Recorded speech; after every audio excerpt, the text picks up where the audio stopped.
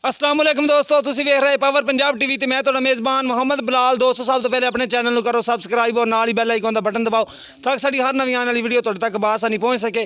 दोस्तों तुहाडे वास्ते एक छोटे दी वीडियो लैके हाजिर होए हां। मेरा कैमरामैन तुहानूं दिखांदा, देखो शाह काला मुश्का झोटा है, निक्का निक्का सिंग लग्या, चिट्टियां सफेद अखां ने, देखो माशाल्लाह छोटी जी बूथी है, तुन्नी कोड़ी तो पाक होवेगा अल्लाह देखो नाल। बाकी माशाल्लाह नस्ली है, प्योर नीली दे इलाके दे विच खड़े हां असीं ते नीली नस्ल दा हैगा बिल्कुल। देखो माशाल्लाह एक कड्डी दा ते पुट्ठा देखो माशाल्लाह कितना चौड़ा, चंगा पुट्ठा चौड़ा है। नस्ल जात आपे देख ले जांदी, चंगा है माशाल्लाह, कद भी चंगा है, मूँह चोगा है, ये असीं देखिया।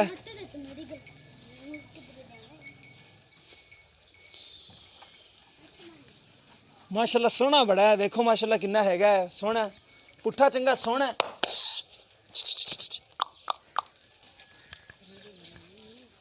रेड़े दा हाली है, पट्ठे लियादे ने ते माल दे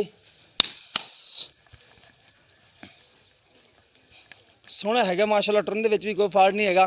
बाकी चाचे होरां कोल मुल मुल पुछांगे भी की करदे ने। एक मिनट खड़वा आ, अखां दिखा रोक रोक आई कुल्फी वाले। देखो शाह काला सिर्फ दुम सफेद है, बाकी माशाल्लाह निक्का निक्का सिंग लग्या, बिल्कुल चूर कुंड सिंग है, छोटा छोटा फुल शकीन कट्टा सोहना, चिट्टियां सफेद अखां, लम्मी बूथी है, देखो माशाल्लाह बड़ा सोहना है, अगों बरीक पिछों चौड़ा है, तुसीं वेख ही रह जांदी नस्ल जात किहड़ी होवेगी। बाकी चाचे होरां कोल मुलबात पुछने आ भी की करदे ने, इंदा कट्टा सोहना है माशाल्लाह। चलो आंडा भी सोहणियां ने माशाल्लाह इंदियां।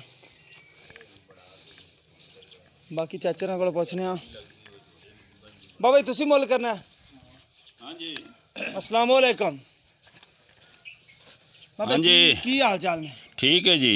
अच्छा ते कट्टा करदा तुहाडा? करदा ठीक हो गया, मुँह चुक गया, आप देख लिया। हाँ जी। इहदी प्यार मुहब्बत वाली कीमत दस देवो। प्यार मुहब्बत करो तो 60 दे दियो। 1,60,000 हाँ जी। ज़्यादा नहीं कीमत? ज़्यादा तो 5 घट दे दियो। ठीक हो गया, 1,55,000। हाँ जी।